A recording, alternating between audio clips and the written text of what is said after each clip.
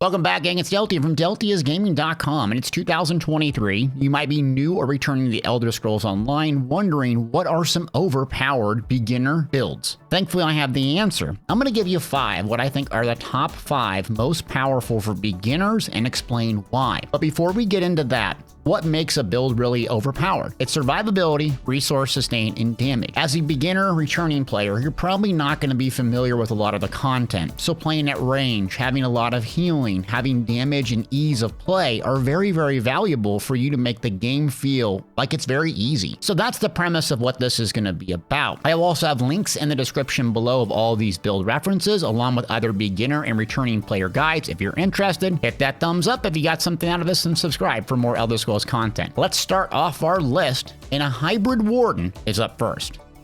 So first is a hybrid warden. What do I mean by hybrid? Hybridization happened in 2022, and essentially what that means is your magic or stamina pool, you're still gonna stack and pump up all of the attributes in one, but your offstat becomes just as important and just as valuable. See, the warden got a lot of love this year, and its healing is exceptional now, along with AoE damage. One thing that makes it unique is the frost staff having a passive that increase your damage significantly. The downside of the warden has been and always will be resource sustain. And why I say hybrid is, you can play as a magic type warden, get all the advantage of using the frost staff for increased damage, block mitigation, and range, but you can use a back bar stamina weapon. And what that does, using 1, 2, maybe even 3 stamina abilities, is offload the stress of having everything cost magic. Thus, you have really good range, you have great healing, and you have decent resource sustain. And that's kind of where the warden really shines when you have all these aspects together. Later on in coordinated endgame groups, you can throw on double frost staff and do very, very well, or you can play it a little bit differently and go dual on the front and a frost staff on the back. Another strength of the class is you get access to really powerful abilities, in particular healing straight away, along with Arctic Blast later on that does damage, AoE stun, gives status effects. It's just an absolute carry skill that will just dominate for the rest of the game, both PvE and PvP. Warden in 2022 was very weak. In 2023, not so much. If you like something with class identity, and the Frost Warden playstyle hybrid is the way to build this character. Next up, we have the Magic Templar, which used to be my favorite of all the classes in Elder Scrolls Online, but no more. In 2022, what happened to the Templar? Well, it got a lot of nerfs. In particular, either puncturing sweeps or biting jabs, the main spammable. It has a shorter duration and does a lot less damage. Now, the information I'm providing you about the Magic Templar still remains the same. Puncturing sweep is one of the most carry skills in the game for beginners. Not in PvP so much or endgame PvE, but for the beginner, absolutely. It does really good damage up front. It does AoE damage, and it heals you based on the damage done. The downside is you have to play in melee range, but the upside is you can just keep clicking this button and get through almost any content in the game regardless of what your bar, gear, and skills look like. Playing in melee range does have some downsides. You have to memorize and be situationally aware, which is a bit difficult for beginners who haven't encountered a lot of the mechanics, and you have to constantly be thinking about healing yourself. But it remains very, very tanky. Another skill that carries the class is Radiating Glory. So shoot this laser beam at range and it does incredible damage and heals you for the damage done. That's why I love this class, is I combine my melee spammable that does AoE, decent single target damage, and when a mob gets low, around 30 to 35% health, I shoot out a laser beam and do a lot more damage. Plus, I still get the healing. So that's why it's super effective. You don't take your foot off the gas in healing yourself. Where it doesn't shine is resource sustain, specifically in magic. Now, you can flex in some stamina abilities, kind of like I was talking about with the Warden, but it's just not the same as some of the other classes on the list. Also, the single target damage isn't that good outside of your Radiating Glory spammable, which is range, but your other spammable is melee. So you have this conflict. Do I play in melee range to get the healing from a main spammable, or do I go outside and predominantly use my beam? So amazing survivability, Easy, simplistic rotation, great healing. Downside is resource sustain. You have this conflict between playing melee and range, and the single target and the class ultimates are a bit weak in comparison to the next on the list. Speaking of the next on the list, we're up to the Magic Nightblade. And so you can see I'm putting a lot of magic classes on the list. And why is that? Well, for beginners, a lot of times magic has two advantages over stamina early on in the game. One, they can use range abilities and range weapon choices like stabs. When you're playing a new MMO or you're a beginner or returning player, you're not fully aware of all the mechanics of every single boss, overland boss, delve, etc. Playing at range gives you unmatched survivability, and so magic has that inherently. Another thing that magic has access to is a shield that scales off your max magic. I typically use harness magic.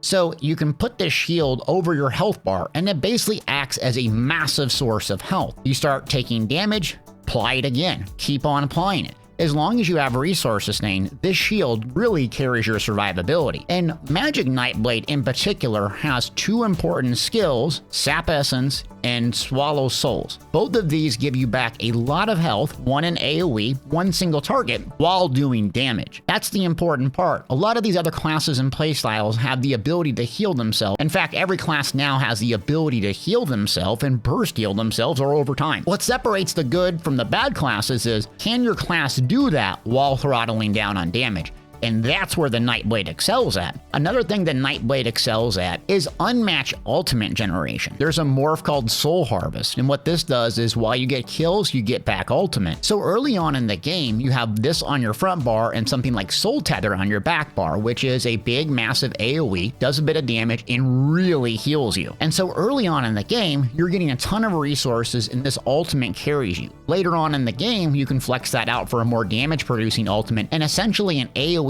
trash pulls, if you're using two bars, constantly rotate back and forth, casting a meteor or some other damage dealing ult, going to your front bar, killing a bunch of ads, and doing it all over again. It's crazy the amount of ultimate and healing you get on this class. So what's the downside of the Magic Nightblade? It's quite hard to master, and the reason why is the Nightblade, whether you play Stamina or Magicka, is predominantly focused on Merciless Resolve, and that is light attack weaving. Like a heartbeat, you're using your light attack, which is on a 1 second global cooldown, and your ability, which is on a separate 1 second global cooldown. You're trying to sync them up as close as possible together. The reason why you want to get that 5-stack proc so you can shoot off a really hard-hitting ability that also heals you if you're in melee range. For beginners or someone who's new, you're probably not going to have the reflexes, this isn't going to be instinctual for you, and it's going to be difficult to pull this off frequently. The ceiling for this class is how well you can light attack weave. Another downside is your resource sustain. This class leans almost entirely on magic abilities. You can swap a couple of different morphs and a couple of different abilities to stamina, but it really doesn't play the same as pure raw magic. So pick up a Magic Nightblade if you like the Nightblade sneaky.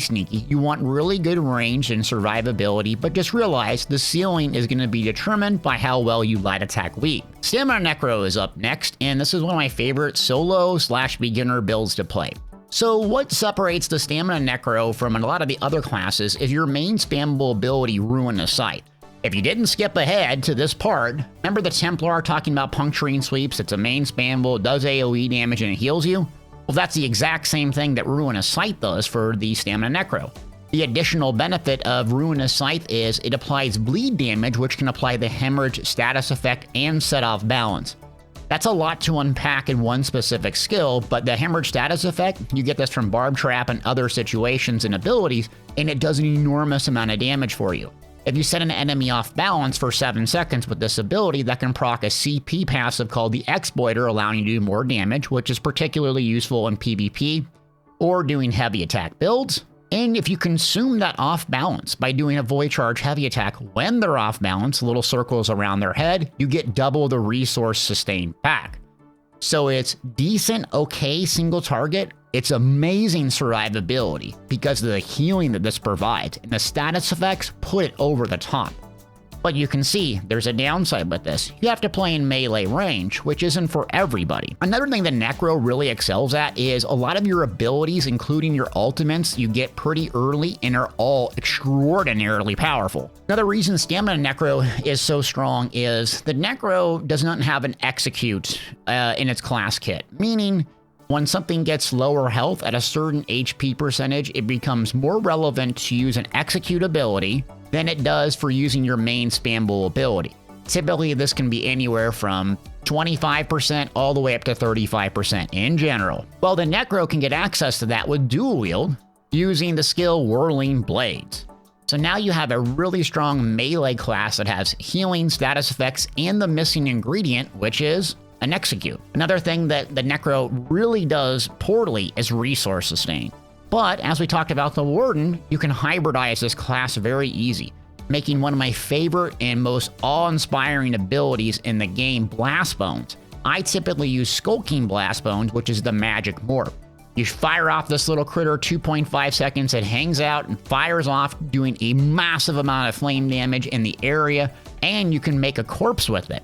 So the reason that's useful is it does good single target, good AoE, and the corpse feeds into your resource sustain and the really cool role identity of feeling like a necromancer, using these corpses to give you resources back, to make you hit harder. It's just such a fun playstyle, and when you fire off that Blast Bones and it goes at range and you hit a target and nuke it down, you're going to be in love with this class. Also, a downside is you do have to buy this class or have something purchased in order to access it, so it's not going to be available for everyone right away. So I've gushed over the Necro, but why is it not number one? It's not number one because, well, you have to pay for it, number one, and number two is it's quite complex. The ease of play for the Necro is not what's number one on the list.